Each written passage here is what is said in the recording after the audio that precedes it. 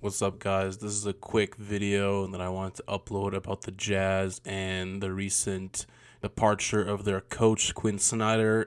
This was an excerpt near the end of the last video that I made about the finals, and I didn't want to add it to the finals video because it was a bit too long, and I thought it could be its own video.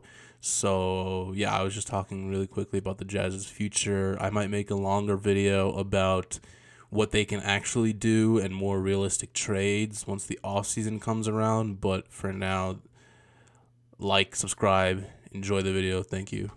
Quickly, in some other NBA news, the Utah Jazz coach Quinn Snyder is planning to step down, which, I mean, the Jazz have just had a lot of speculation and rumors going around their whole organization about just like the team composition with Donovan Mitchell and Rudy Gobert, and how, I don't know, their relationship together and possibility of trading one or both of them, and just the overall team as a whole. Like, they haven't, I believe they've only made it to the second round like two times, maybe one time in the last couple of years. And they've been the one seed. They've had the number one defense a couple times. Donovan Mitchell has been all star. Rudy Gobert has been all star. Rudy Gobert has won Defensive Player of the Year. So, like, and they've been a good team in the regular season a lot of the time. Like I said, like last season they were the number one team in the league, and they just got like embarrassed in the second round last year against the Clippers. So, I mean, Quinn Snyder stepping down himself. Yeah, what? Who knows what's next for the Jazz? To be honest, it's hard to tell them to blow the team up because obviously they've had success, but they have not had postseason success. And I don't know, they definitely needed some sort of bigger retooling, because I don't think with Rudy Gobert and Donovan Mitchell as the two guys, I don't think that that's a team that can win a championship, and it obviously hasn't proven to be a team that can do very much in the postseason. So, I mean, Quinn Snyder stepping down himself, it's who knows what's next for the Jazz in this offseason. It's going to be very interesting to see what happens with them.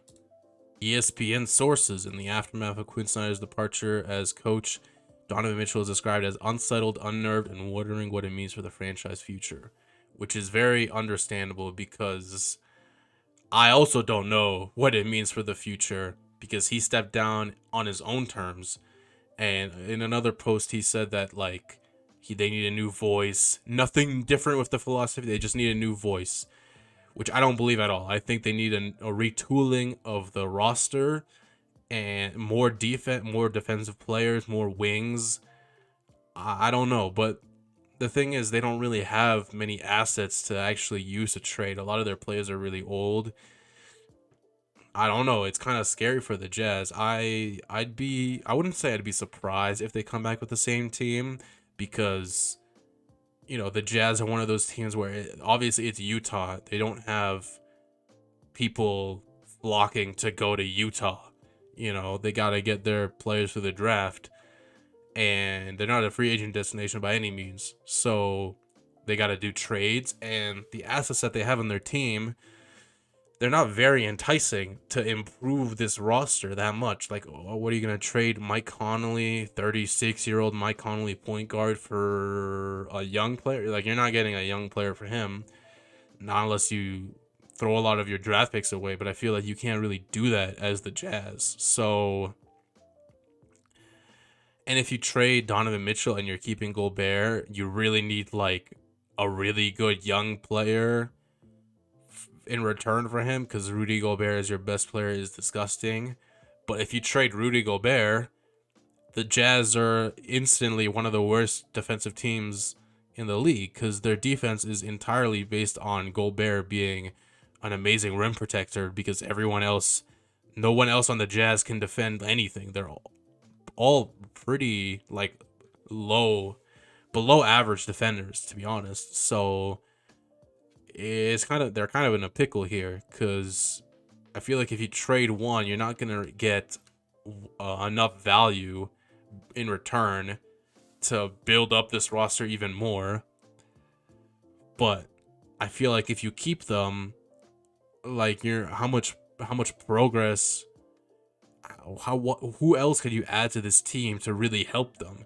So they're kind of in like this middling position where they're decent in the regular season, but they're obviously not good in the postseason, and they've been exploited embarrassingly in the postseason multiple times now, both by the Clippers and I guess you could say Luka this year as well, and the Nuggets when they blew a 3-1 lead against the Nuggets in the bubble, and then the Clippers last year losing without Kawhi when they had the lead, and then this year when they had multiple games where Luka wasn't playing and they didn't capitalize and they lost in the first round again.